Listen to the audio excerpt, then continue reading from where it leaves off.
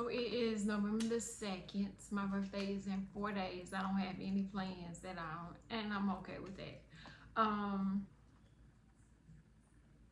it's just a blessing to be alive. And I know a lot of times we say that and we just be saying it just to be saying it, but I really do feel grateful and thankful for that.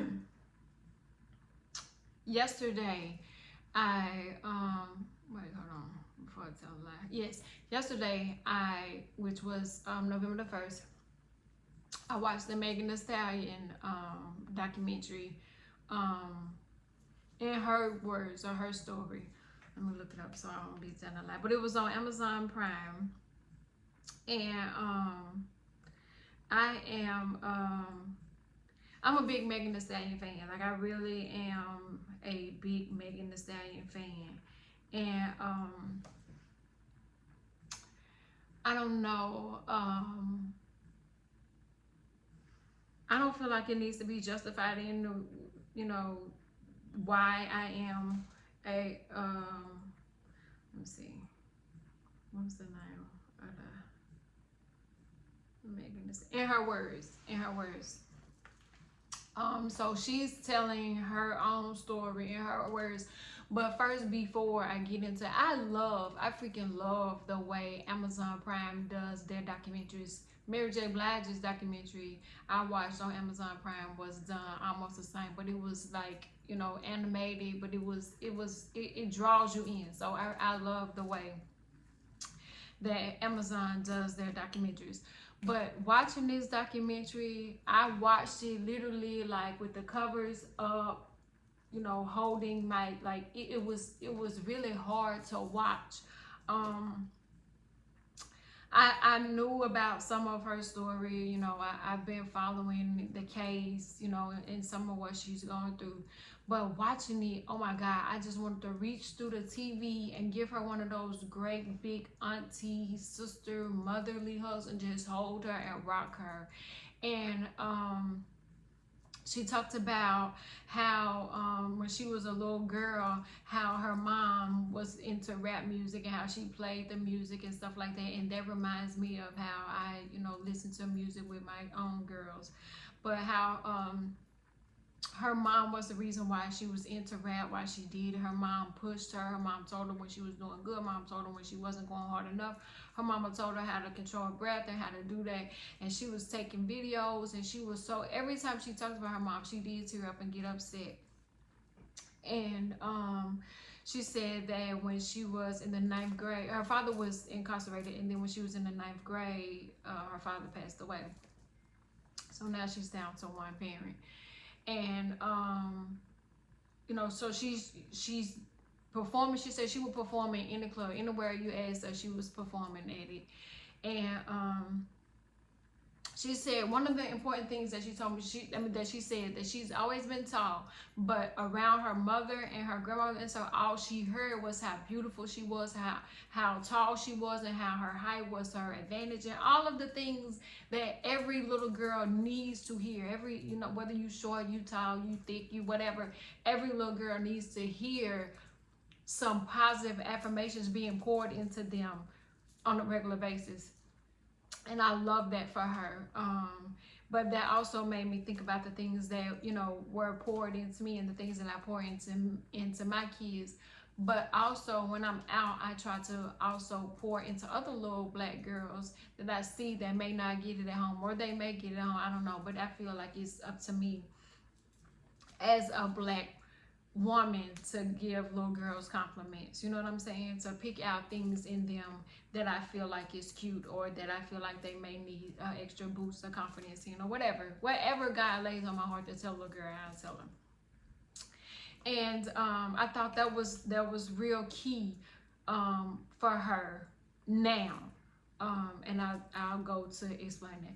But when she said her mom got sick and she called her and she said that she couldn't get her words out, it reminded me of almost 23 years ago when my mom was having a stroke. Her blood pressure was really high and she was trying to feed my oldest daughter a bottle and she couldn't find her mouth.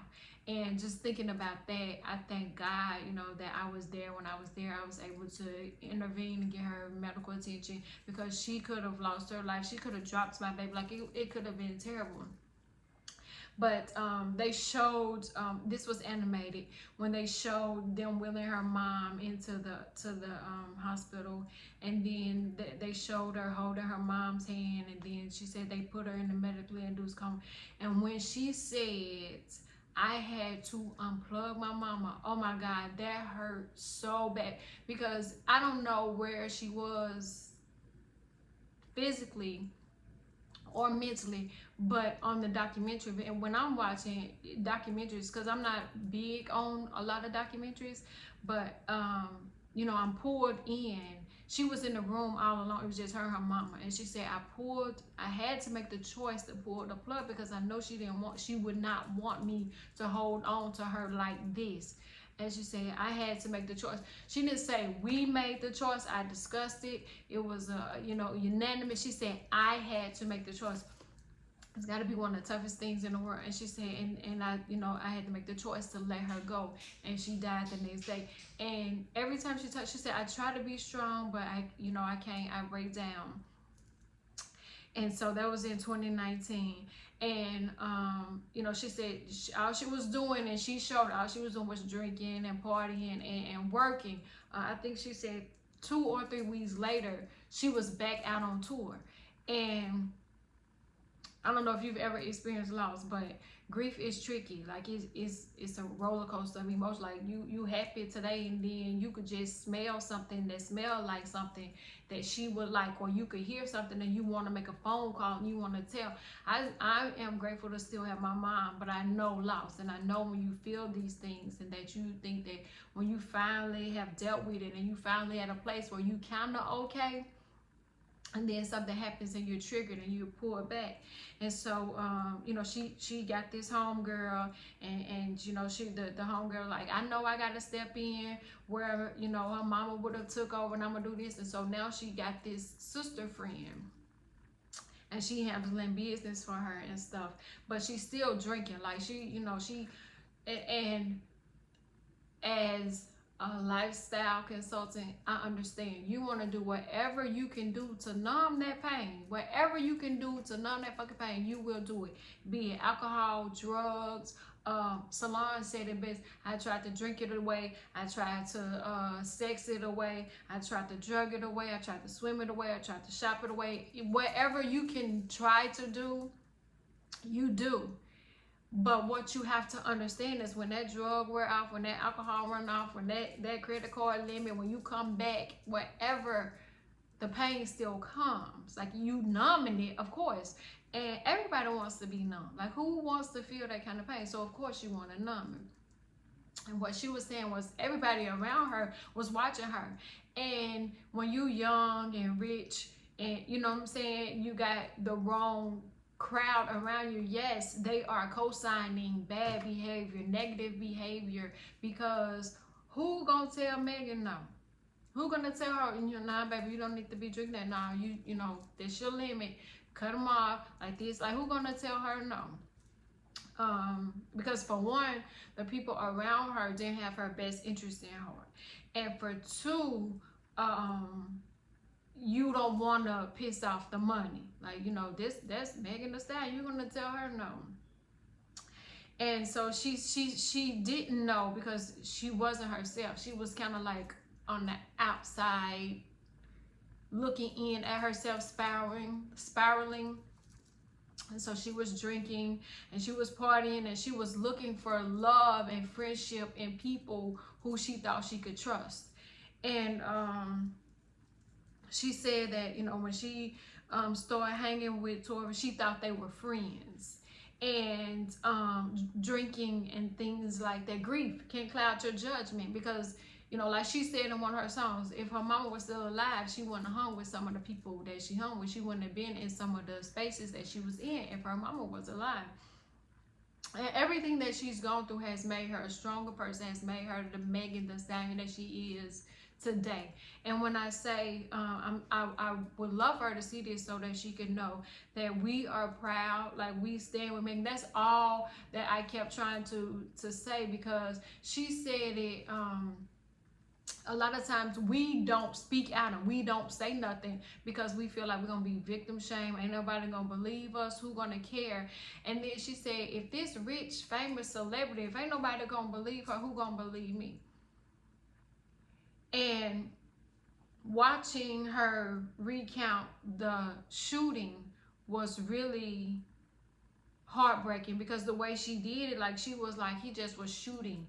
And to be honest with you, her feet was the best thing that could have got hit, because it could have been worse. Like, if the way it looked, like as he was aiming, it could have gone anywhere, and it could have turned out worse. And so she was grateful and blessed to only be injured that way. But then here she go, she people pleasing because she doesn't want to rock the boat. She say she stepped on glass, and then they find out the truth, and then she finally tell them the truth. And now she's being ridiculed, and she's being called names. And then like I'm reading it, she's going through the actual social media videos and things that's being said about her, and I'm thinking to myself, to be alone and be in a dark space, that's some heavy shit to have people saying they don't believe you, and you slept with him, and you this and you that. She is the victim, right? Oh, okay. And okay, so and everybody was saying, she was on the stands. Nobody else. Like, it was her against her. It wasn't, what he did, and everybody was calling her a liar, and everybody was saying she lied to Gayle King. And I see somebody say on social media, I would have lied about sleeping with him too. Now, mind you, she's been told her whole entire life how beautiful she is. So she's comfortable within her body, which is an amazing thing. And she's comfortable with her sexuality. It's us that's not comfortable with it. And then they were saying, well, you go out there and you look like that, and you dress like that. Oh, that don't mean you're supposed to be treated like that. I was telling somebody, if you listen to her music, Anxiety is my favorite song. Cobra is my favorite song. Hiss is my favorite song. You gotta know sex sells. So they, of course, y'all listening to some of the lyrics, but you also gotta look. She graduated from college. She created the anxiety hotline. But when she realized that she was going in a dark place, I am so glad that she was able to take that time off before the trial. Like, she stepped away after she did SNL, which was a real good episode. I watched it. I even have a video where she performed on SNL. She performed Anxiety, and the sashes was like different sayings of how we feel insecure, and she was crying. And I remember one of the episodes when she was sick, and Lori Ann was like, you gotta push through it, you gotta push. I'm like, well, goddamn, like, you can't, she don't get to be sick at all. Like, she don't get no off days, no sick days. So she pushing through grief. She pushing through, cause when she got shot, she got back, like, she had got out the hospital, and she was practicing with her feet wrapped up. Like, and like, I don't know if anybody ever like pulled the string at the little ankle. Baby, last week I had to wrap my ankle up, and I was hopping around here, and you think I'm finna get on stage and heels and be twerking and up and down and stuff. But Megan younger, and she got little more endurance and stuff in her. But her strength, her courage is something to be admired. And I hope that a lot of other women and men that's been victimized see her story and finally are able to stand up and say, this happened to me. And no matter who believes, because there was a lot of people that had to apologize, that ate their words, a lot of people that tried to act like they ain't say nothing against her. But she still stood tall, and she held hers to the end. And when it was time for her to testify, like the day before, she came back from, she went on a mental health break to a retreat, and she was like, she had got so depressed, like for 3 days she couldn't get out of the bed. And she was like, the mental health break was really what she needed, and it helped her. And so when she walked in the courtroom, bitch was bad too. That purple was gorgeous. If you saw her, you would never know she had been through all the things that she had gone through. And when she was on the stand, they went animated, of course, and she started crying, and the courtroom filled up with her tears, so much so that she was drowning in her own tears. And she was thinking to herself, she didn't want to be emotional, but why hold back the emotion? Like, the emotion part is what needs to be seen, because that's going to tell the story. That's going to show the true essence of what she went through. And so then it showed her swimming out of her own tears, being strong, standing up, saying what she needed to say, and doing what she needed to do. And then she went to her house for a couple of days as she was waiting on the verdict to come out. And you could see the anxiousness in her. And I think the health, taking a break and stuff like that, she was able to put words to what she was feeling and what she was going through. And she was saying anxiety, but still the worst thing I think for her was she kept checking social media, kept reading what they were saying on social media, which I think was the worst thing. It should have been somebody who like, put that goddamn phone down. You know, like it was Christmas when she got to the house, and she was like, I haven't seen the house decorated. And that, I think, helped, you know, encourage her a little bit. But when the verdict came back and she cried, like, I wanted to cry too, because I felt the emotion. It was real, it was raw, it was what she was going through at that time, but it was what she needed. Like, she felt vindicated. Like, now they believe me. Like, now they know that I wasn't lying. But the homegirl Kelsey snaked her over some money, and I'm gonna tell you, she ain't the first homegirl that's done snaked you over less money. You know what I'm saying? Like, it done over the dude. Like, it was a whole bunch of different reasons why she did it, and she did what she did, however she felt, how she felt. But people do a lot of strange shit for money. Money, you know, changes people. Money, like she said, they have been friends since 2013. Well, you know, money will make the most loyal, because y'all don't believe in loyalty in this generation. Make the most loyal motherfucker turn on you. And Kelsey got on, she understands, she ain't remember shit. She ain't remember nothing. I don't know. Bitch, you know something. But that was part of Megan's story. She had to endure that, because had she not endured it, just think Kelsey could still be with her, ready to stab her in the back at any given moment again. So she could have been in deeper, worse danger. And like, even, you know, she finally, they gave her the key to the city in Houston, and she finally went to her mama's gravesite. She said it's the first time she had went, and she sat down, you know, and she was so, like, she's always put together, like, you know, and this was the hardest thing. I never ever thought about how afraid she would be getting back on stage. I didn't think about the death threats that she was getting. Because I wasn't reading all the negative. I'm too busy saying, we stand with Megan, go Megan, go Megan. I believe Megan shit, that we know what's happening to black women, and they just covering it up. And so go Megan. That's all I was reading. I wasn't focused on the negative comments, but I know that she was. I didn't realize how frightening it was for her to perform and to continue to tour and go on, hearing the death threats and people saying he should have shot her in the head, he should have finished the job, and this, like, I didn't understand the things that were going on. And to hear that, I'm like, oh my God, this baby needed us. Like, she needed some aunties to be like, let me holler at her, let me go and love on her and hug on her. Because think about, like, she still got to work, you know, so she's doing her job, but she afraid. And like, she was like, it made her anxiety worse.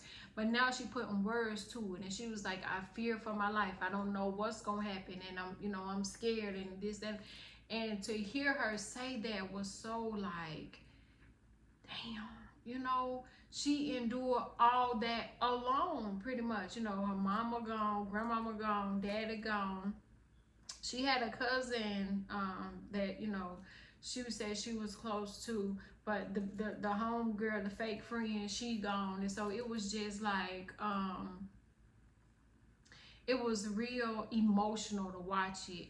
And I text my girls and I was like, hey, I want y'all to watch that, because I'm always telling them, watch the company you keep. Because one thing she said that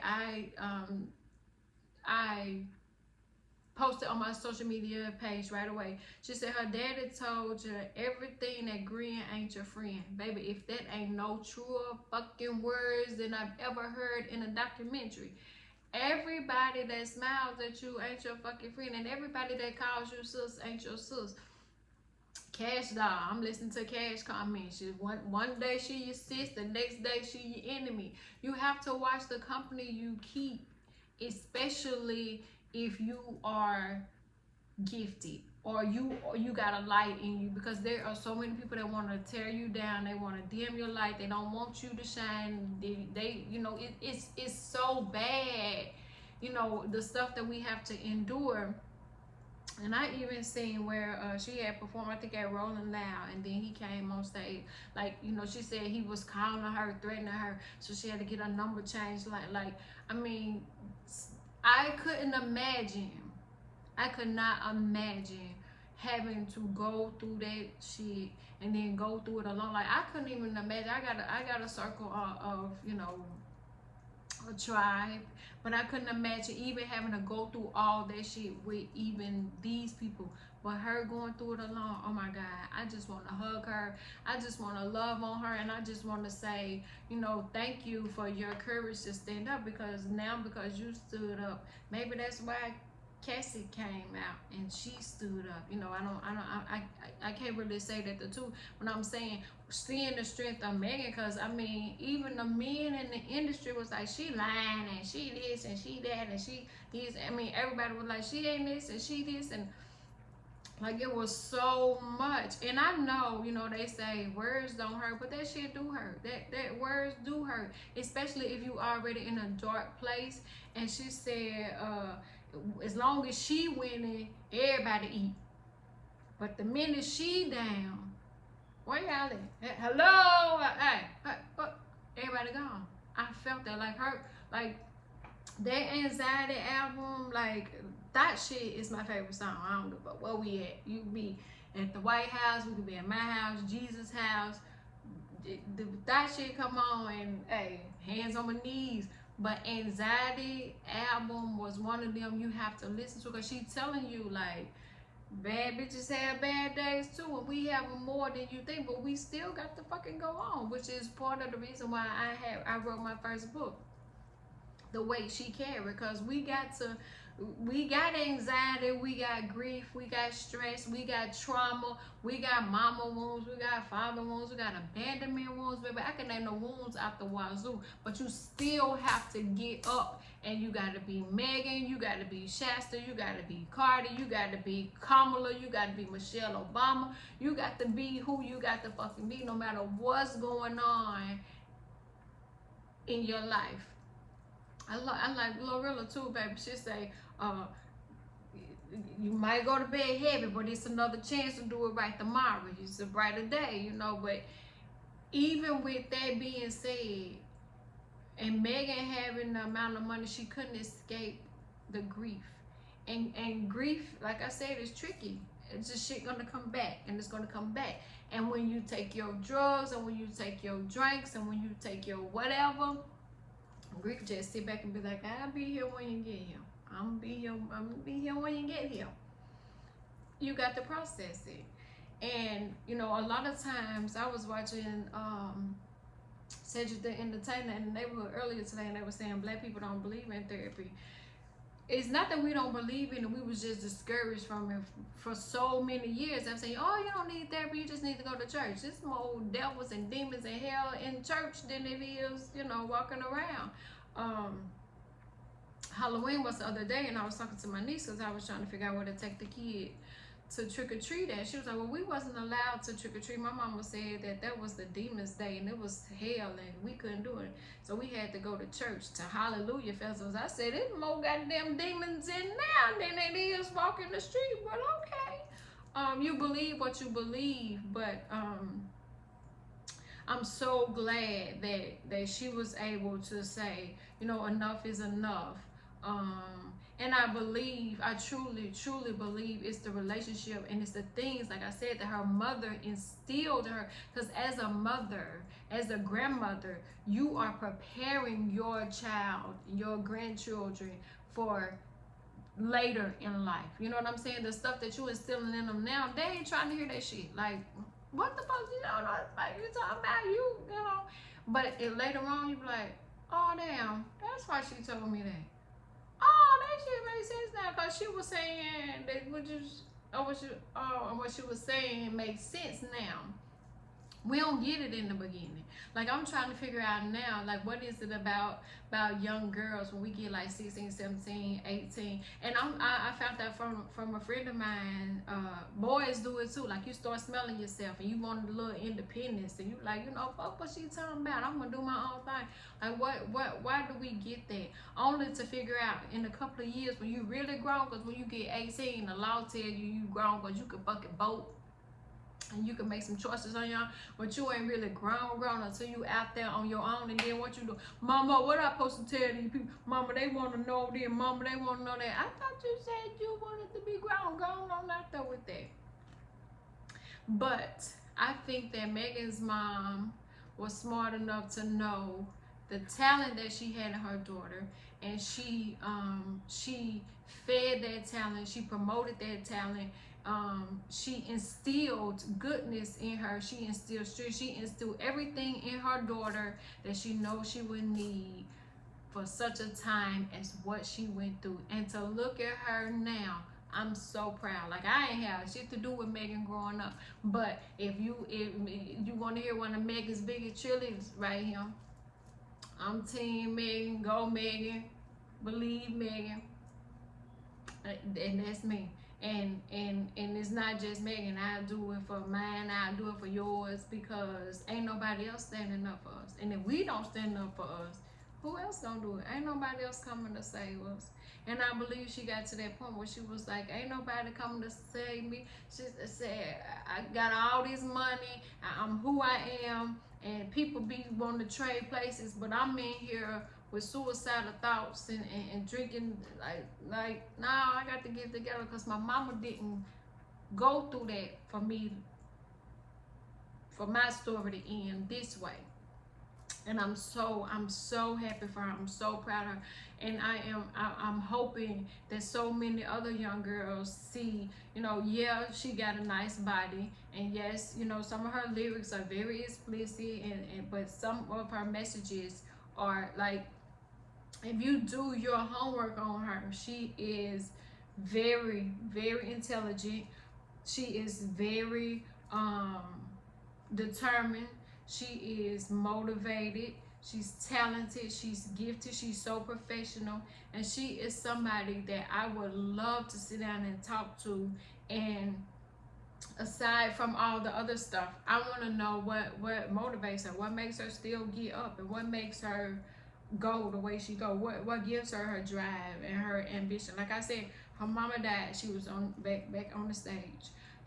She got shot in the feet. She was back on the stage. The trial happened. She was crying. She was down. She was back at the Met Gala or Paris Fashion Week or something like that. So we seeing, and I know for sure, like, we seeing one thing, and I understand what she said. We know Megan Thee Stallion, but we didn't know Megan P. And I would love to get to know Megan P. I would love to love on Megan P, because when you in entertainment, when you get off that stage, you become who you really are when the lights are off, when the camera's off, when nobody's watching. And I'm proud of what she's doing. I can't to see what else she accomplished. But if you get a chance, it is on Amazon Prime. In her words, Megan Thee Stallion documentary. it's so amazingly done. And if you know me, I'm one of them people. If it's good like that, I have to watch it more than once, cause I'm gonna pick up on something else that really stands out. But Megan, I'm proud of you. I love you, sweetie. I don't know you, but you inspire me.